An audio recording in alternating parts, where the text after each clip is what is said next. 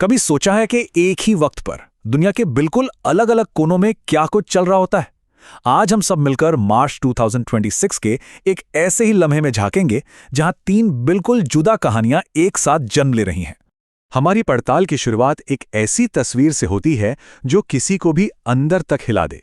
ये तस्वीर लेबनान की है। यहां लोग इमारतों के अंदर ऐसे तंबुओं में रहने पर मजबूर हैं। सोचिए, यहां साफ सफाई और बुनियादी सुविधाओं की कितनी कमी होगी, जो न सिर्फ उनकी सेहत के लिए बल्कि उनके आत्मसम्मान के लिए भी एक बहुत बड़ा खतरा है। तो चलिए, हमारी पहली कहानी हमें लेबनान ले चलती है, जहां लगातार चल रहे संघर्ष ने एक बहुत ही गंभीर मानवीय संकट पैदा कर दिया है और इसका सबसे गहरा असर देश की स्वास्थ्य व्यवस्था पर पड़ा है। स्क्रीन पर ये जो नंबर है 5,17,000, ये उन लोगों की संख्या है जो मार्च 2026 की शुरुआत तक लेबनान में अपने ही देश में बेघर हो चुके हैं। सोचिए जरा, 5 लाख से भी ज्यादा लोग अपने घर बार छोड़ने को मजबूर हो गए। ये आंकड़ा ही इस संकट की भयावहता बताने के लिए काफी है। और ये तो सिर्फ एक पहलू है। कहानी और भी गहरी हो जाती है जब हम इन आंकड़ों में उतरते हैं। पता चलता है कि इनमें से 1,18,000 से ज्यादा लोग 500 से भी ज्यादा अलग अलग जगहों पर बने अस्थायी शेल्टर्स में रह रहे हैं। यह दिखाता है कि वहां कितने बड़े पैमाने पर मदद और सुरक्षित ठिकानों की जरूरत आन पड़ी है। इस संघर्ष की एक बहुत बड़ी मानवीय कीमत चुकानी पड़ रही है और इसका असर कुछ खास इलाकों में सबसे ज्यादा महसूस किया जा रहा है। अगर इस चार्ट पर नजर डालें तो साफ दिखता है कि सबसे ज्यादा मौतें और घायल होने की घटनाएं एल नबातिया और दक्षिणी लेबनान के प्रांतों में हुई हैं।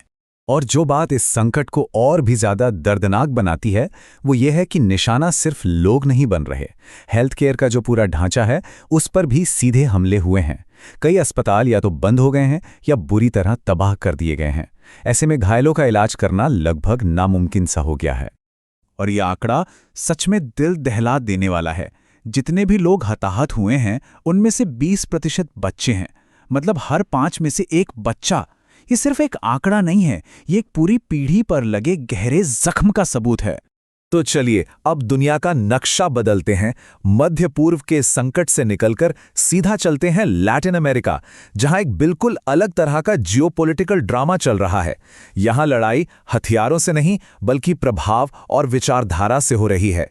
यहां एक नया शब्द सुनने में आ रहा है, मनरो डॉक्ट्रिन 2.0। अब इसका मतलब क्या है? आसान भाषा में कहें तो ये अमेरिका की एक नई नीति है जिसके तहत वो लैटिन अमेरिका में अपना दबदबा और प्रभाव फिर से बढ़ाने की कोशिश कर रहा है। वेनेजुएला में एक अमेरिकी ऑपरेशन के बाद से तो पूरे महाद्वीप में राजनीतिक समीकरण ही बदलने लगे हैं।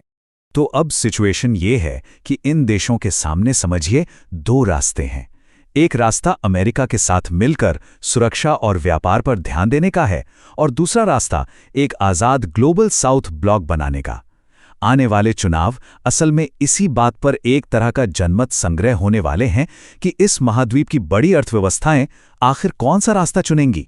और ये जो वैचारिक लड़ाई है ना, ये पेरू, कोलंबिया और ब्राजील जैसे बड़े देशों की राजनीति में साफ साफ दिख रही है। कहीं सुरक्षा और खनन पर जोर है तो कहीं पर्यावरण और संप्रभुता पर। हर देश एक चौराहे पर खड़ा है और उनके फैसलों का सीधा असर वहां के आम लोगों की जिंदगी पर पड़ेगा। अब इस पूरी जियोपॉलिटिकल शतरंज की बिसात पर एक और बहुत बड़ा खिलाड़ी है और वो है चीन।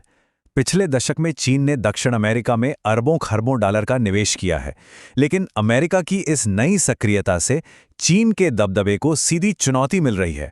अब इन देशों को चीन के पैसे और अमेरिका की सुरक्षा गारंटी के बीच एक मुश्किल चुनाव करना पड़ रहा है। अच्छा, तो हमने संकट देखा, रणनीति देखी।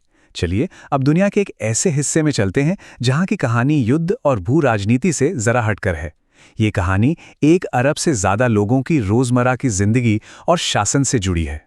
स्क्रीन पर जो ये नंबर है 2,461 करोड़ रुपए, ये सिर्फ एक नंबर नहीं है। ये वो रकम है जो केंद्र सरकार ने 8 राज्यों को दी है ताकि गांव में स्थानीय प्रशासन को और मजबूत बनाया जा सके। ये दिखाता है कि कैसे एक विशाल देश में शासन का पहिया लगातार घूमता रहता है और इसका सीधा असर आम लोगों की जिंदगी पर पड़ता है। और देखिए, शासन का एक और चेहरा तब दिखता है जब कहीं कोई दुखद हादसा हो जाता है। बिहार में एक दुर्घटना के बाद नागरिकों तक राहत पहुंचाने के लिए एक तय प्रक्रिया को अपनाया जाता है। ये दिखाता है कि संकट के समय में सरकारी मशीनरी कैसे काम करती है। एक ऐसी प्रक्रिया जो नागरिकों को सहारा देने के लिए ही बनाई गई है। और सिर्फ एक दिन में सोचिए, एक ही दिन में देश की धड़कन कितनी तेजी से चलती है।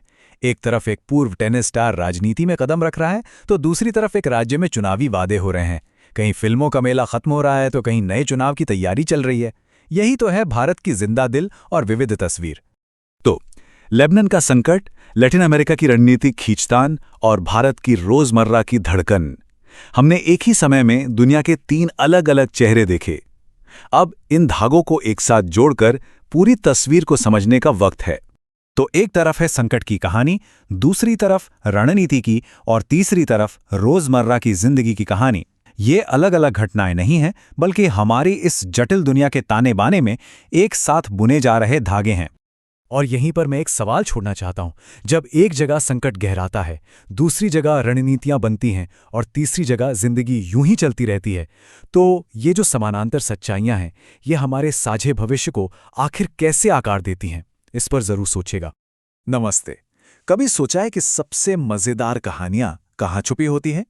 कभी कभी वो सबसे बोरिंग लगने वाली जगहों पर मिलती हैं, जैसे कि सरकारी रिपोर्टों में। जी हां, आज हम मौसम विभाग की कुछ सूखी सी लगने वाली सुर्खियों के पीछे छिपी एक पूरी कहानी को समझने की कोशिश करेंगे। तो सवाल यही उठता है कि भाई, सरकारी रिपोर्टों की एक लिस्ट में आखिर क्या कहानी हो सकती है? चलिए एक जासूस की तरह इन रिपोर्टों को खंगालते हैं। देखते हैं कि डेटा में छिपे हुए पैटर्न हमें क्या दिखाते हैं, और क्या कोई बड़ी तस्वीर सामने आती है। तो हमारी कहानी शुरू होती है एक ऐसी चीज से जो सर्दियों की गहराई को दिखाती है। धुंध, बिल्कुल घनी और सर्द। फिर कहानी और भी सर्द हो जाती है। अब बात आती है बर्फ की, जो सर्दियों की पकड़ को और भी मजबूत कर देती है। और फिर आता है एक जबरदस्त मोड़, कहानी आग की, एक ऐसी चीज जो ठंड और बर्फ के बिल्कुल उलट है। और यहीं से हमारी कहानी का क्लाइमैक्स तैयार होता है। ठीक है, तो अब जरा गहराई में चलते हैं। हमारे कहानी का पहला हिस्सा है सर्दी की पकड़, और हम बात कर रहे हैं 2025 के आखिर और 2026 की शुरुआत की। अब इस टाइमलाइन को देखिए। सुर्खियां एक लगातार पैटर्न दिखा रही हैं, है ना? नवंबर में चेतावनी थी शीतलहर से गंभीर शीतलहर की। फिर दिसंबर और जनवरी आते आते सारी बातचीत घने से बहुत घने कोहरे पर आ गई, जो देश के कई हिस्सों पर छाया हुआ था। मतलब एक गहरी और लगातार चलने वाली सर्दी का दौर था। लेकिन यहां एक मजेदार बात है। जिस वक्त उत्तर भारत ठंड से कांप रहा था, दक्षिण में मौसम का मिजाज बिल्कुल अलग था। 30 नवंबर की ये प्रेस रिलीज देखिए, चक्रवाती तूफान दितवा का जिक्र है। ये हमें याद दिलाता है कि हमारा देश कितना बड़ा है और यहाँ का मौसम कितना अलग अलग है। अब जनवरी का महीना खत्म हो रहा है और कहानी में एक नया और काफी ताकतवर किरदार एंट्री लेता है, पश्चिम से आने वाले तूफान। इन रिपोर्ट्स में एक शब्द बार बार आ रहा था, वेस्टर्न डिस्टर्बेंस या पश्चिमी विक्षोभ। तो ये है क्या भला? देखिए, आसान भाषा में समझें तो ये भूमध्य सागर मतलब मेडिटेरेनियन इलाके से उठने वाला एक तूफान है, और ये अपने साथ लाता है नमी, जिसकी वजह से उत्तर भारत में सर्दियों में बारिश और बर्फबारी होती है। अच्छा, इस पूरे प्रोसेस को और भी सिंपल तरीके से समझते हैं। देखिए, नमी भूमध्य सागर से चलती है पूरब की तरफ। रास्ते में जब ये हमारे मजबूत हिमालय से टकराती है तो इसे ऊपर उठना पड़ता है, और जैसे ही ये ऊपर उठती है ये ठंडी हो जाती है और अपनी सारी नमी बारिश और बर्फ की शक्ल में उत्तरी भारत के मैदानी इलाकों और पहाड़ों पर बरसा देती है। अब जरा फरवरी की शुरुआत में इन तूफानों की फ्रीक्वेंसी देखिए। मतलब ये तो बस एक के बाद एक आ रहे थे। 1 फरवरी को 2, फिर 3 फरवरी को 3, 10 फरवरी को फिर से 3 और 13 फरवरी को 2 और। ये एक तरह से लगातार बौछार थी जो उस पूरे इलाके पर असर डाल रही थी। और फिर फरवरी के आखिर में अचानक सब कुछ बदल जाता है। कहानी एक बहुत ही नाटकीय मोड़ लेती है। यही हमारी कहानी का क्लाइमैक्स है। जरा फरवरी की शुरुआत की हेडलाइंस पर गौर कीजिए। पश्चिमी विक्षोभ, बारिश, बर्फबारी। अब महीने के अंत की हेडलाइन देखिए। अचानक 23 फरवरी को एक बिल्कुल नया जुमला सामने आता है, अधिकतम तापमान सामान्य से ज्यादा रहने की संभावना है। कहां ठंड और बारिश और कहां सीधे गर्मी की बात। ये एक जबरदस्त नाटकीय बदलाव था। और ये बदलाव कितना बड़ा था, ये समझने के लिए बस ये एक नंबर देखिए, +12 डिग्री सेल्सियस। जी हां, मार्च की शुरुआत तक उत्तर पश्चिम भारत के कुछ हिस्सों में तापमान नॉर्मल से इतना ज्यादा होने का अनुमान लगाया गया था। ये कोई मामूली बदलाव नहीं था, ये एक जबरदस्त उछाल था। तो अब हम पहुंचते हैं कहानी के आखिरी चैप्टर पर, आने वाली गर्मी। यहाँ पर मौसम का ये नया रंग अपनी पकड़ और मजबूत कर लेता है। ये चार्ट दिखाता है कि गर्मी कितनी तेजी से बढ़ रही थी। फरवरी के अंत में तापमान नॉर्मल से 3 से 5 डिग्री ज्यादा था। मार्च की शुरुआत होते होते ये 4 से 7 डिग्री तक पहुंच गया और 7 मार्च तक, जैसा हमने अभी देखा, ये नॉर्मल से 8 से 12 डिग्री सेल्सियस ऊपर जा चुका था। और फिर 12 मार्च को भाषा ऑफिशियली बदल जाती है। अब बात सिर्फ नॉर्मल से ज्यादा तापमान की नहीं रह गई थी। ये प्रेस रिलीज साफ साफ गुजरात में लू से लेकर भीषण लू की चेतावनी दे रही है। मतलब एक बहुत जरूरी थ्रेशोल्ड पार हो चुका था। इस चैप्टर का अंत होता है 31 मार्च की प्रेस रिलीज से, जिसमें गर्म मौसम के लिए आउटलुक जारी किया गया। और बस इसी के साथ एक नए गर्म मौसम में पूरी तरह से बदलाव पर मोहर लग जाती है। तो इस 5 महीने के सफर से हमने आखिर सीखा क्या? हमने सिर्फ डेटा नहीं देखा, हमने एक पूरी कहानी को परत दर परत अपनी आंखों के सामने खुलते हुए देखा है। हमारी कहानी शुरू हुई थी सर्दियों की कड़ाके की ठंड और धुंध से, जिसने देश के बड़े हिस्से को जकड़ रखा था। फिर ये कहानी पहुंची एक तूफानी दौर में, जब पश्चिम से आने वाले डिस्टर्बेंस की एक के बाद एक बौछार हो रही थी। और इसका अंत हुआ एक दहकते नाटकीय क्लाइमैक्स पर, जहां सर्दी की ठंड की जगह अचानक आई झुलसाने वाली गर्मी ने ले ली। तो सबसे बड़ी बात क्या निकल कर आती है? यही कि डेटा में हमेशा एक कहानी छिपी होती है। बस जरूरत है कि हम समय के साथ बदलते पैटर्न पर ध्यान से नजर डालें और एक पूरी कहानी खुद ब खुद सामने आ जाती है। एक ऐसी कहानी जो हमें अपने आसपास की दुनिया में हो रहे बदलावों को बेहतर समझने में मदद करती है। और ये हमें एक आखिरी सवाल के साथ छोड़ जाता है। जैसे जैसे मौसम बदलते हैं और पैटर्न बदलते रहते हैं, ये हेडलाइंस हमें आगे और कौन-कौन सी नई कहानियां सुनाएंगी, क्योंकि कहानी तो हमेशा वही होती है, बस हमें उसे पढ़ना आना चाहिए। नमस्कार, आज कुछ अलग करते हैं। सोचिए, अगर हम किसी एक दिन की, मान लीजिए ओडिशा राज्य की सारी बड़ी खबरें एक साथ रख दें, तो क्या तस्वीर उभर कर आएगी? 31 मार्च 2026 की कुछ बेतरतीब सी लगने वाली सुर्खियां मिलकर आखिर क्या कहानी कहती हैं? आइए देखते हैं। तो चलिए शुरू करते हैं। हमारी पहेली का पहला टुकड़ा। सरकार ने विधायकों की सैलरी बढ़ाने वाला बिल वापस ले लिया। अब ये एक बड़ा कदम है।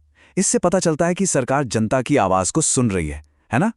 फिर एक दूसरी खबर पर नजर डालिए, और ये काफी दुखद है। पिछले 3 सालों में 443 लोगों की जान हाथियों के हमले में चली गई। ये सिर्फ एक आंकड़ा नहीं है, ये इंसानों और जंगली जानवरों के बीच बढ़ते टकराव की एक बहुत ही गंभीर कहानी है। और देखिए, एक तरफ ये सब चल रहा है तो दूसरी तरफ राज्य एक बड़े जश्न की तैयारी भी कर रहा है। एक 14 दिन का सांस्कृतिक उत्सव अपनी विरासत को मनाने के लिए। और हाँ, राजनीति भी तो है। हाल ही में एक अस्पताल में आग लगी थी और अब विपक्ष सरकार से जवाबदेही मांग रहा है। मंत्री के इस्तीफे तक की मांग हो रही है। तो देखिए, अलग अलग देखें तो ये सब सिर्फ हेडलाइंस है ना? लेकिन जब हम इन सबको एक साथ जोड़ते हैं तो क्या होता है? ये एक आधुनिक राज्य की प्राथमिकताओं, उसकी चुनौतियों के बारे में हमें क्या बताती हैं? यही वो सवाल है जिसका जवाब हम आज ढूंढने की कोशिश करेंगे। तो चलिए शुरुआत करते हैं शासन के उस हिस्से से जो आमतौर पर सुर्खियों में नहीं रहता। मतलब एडमिनिस्ट्रेशन का वो रोज का काम जो पर्दे के पीछे चलता रहता है। जैसे 31 मार्च को ही देख लीजिए, 3 बड़े अफसरों को नई जिम्मेदारियां दी गईं। किसी को वन विभाग मिला, किसी को एक्साइज। ये सब बहुत सामान्य लगता है, लेकिन यही वो काम है जिससे राज्य की मशीनरी चलती रहती है। और शासन का एक और पहलू है उसका औपचारिक, ऑफिशियल तरीका। जैसे विधानसभा में दिया गया ये शोक भाषण। इसमें जो भाषा है, जो अंदाज है, वो सरकारी कामकाज के औपचारिक चेहरे को दिखाता है। ठीक है, तो ये तो हो गई रोज की बात। लेकिन अब जरा उन बड़े संकटों की तरफ बढ़ते हैं जहां सरकार को तुरंत एक्शन लेना पड़ता है, जहां हालात गंभीर हो जाते हैं। सबसे पहले ये नंबर देखिए, 13। ये सिर्फ एक नंबर नहीं, ये उन 13 लोगों की जिंदगी है जो कटक के एक बड़े अस्पताल में आग लगने से खत्म हो गईं। और फिर ये दूसरा नंबर 443, ये भी सिर्फ एक आंकड़ा नहीं है, ये उन लोगों की संख्या है जो पिछले 3 सालों में हाथी के हमलों में मारे गए। ये एक अलग तरह का संकट है जो लगातार बना हुआ है। अब अस्पताल में जो आग लगी थी उस पर विपक्ष चुप नहीं है। वो सरकार से जवाबदेही की मांग कर रहे हैं। उनकी मांगें बिल्कुल साफ हैं। स्वास्थ्य मंत्री को हटाया जाए, जिम्मेदार अफसरों को गिरफ्तार किया जाए और पीड़ितों के परिवारों को मुआवजा मिले। अब यहां एक बहुत ही दिलचस्प बात सामने आती है। जरा सोचिए, एक तरफ राज्य में ये सब दुखद घटनाएं हो रही हैं और दूसरी तरफ सरकार विधायकों की सैलरी को लगभग 3 गुना बढ़ाने का एक बिल लेकर आती है। जाहिर है इस पर जनता का गुस्सा भड़क उठा। तो हुआ क्या? हुआ ये कि सरकार को झुकना पड़ा और यही सबसे अहम बात है। 31 मार्च को सरकार ने वो सारे बिल वापस ले लिए। ये दिखाता है कि लोकतंत्र में जनता की आवाज में कितनी ताकत होती है। तो हमने संकट देखे, राजनीति देखी, लेकिन सरकार का काम सिर्फ मुश्किलों से निपटना ही नहीं है, बल्कि भविष्य के लिए योजना बनाना भी है। तो चलिए देखते हैं कि ओडिशा अपनी संस्कृति और अर्थव्यवस्था को आगे बढ़ाने के लिए क्या कर रहा है।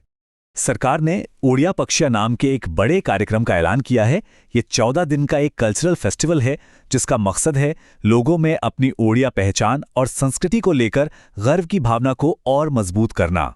और ये कोई छोटा मोटा कार्यक्रम नहीं है, पूरे 14 दिन का शेड्यूल है। देखिए इसमें ओडिशा दिवस भी है, पारंपरिक कपड़ों को बढ़ावा देने का दिन है, लोकल खाने का जश्न है और लोक कलाओं के लिए भी एक खास दिन रखा गया है। अच्छा, संस्कृति की बात तो हो गई, अब जरा अर्थव्यवस्था पर भी नजर डालें।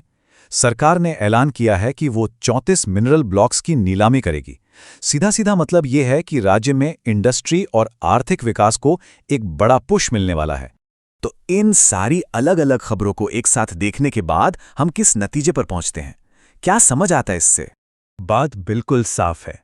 एक राज्य को चलाना एक बहुत ही जटिल काम है।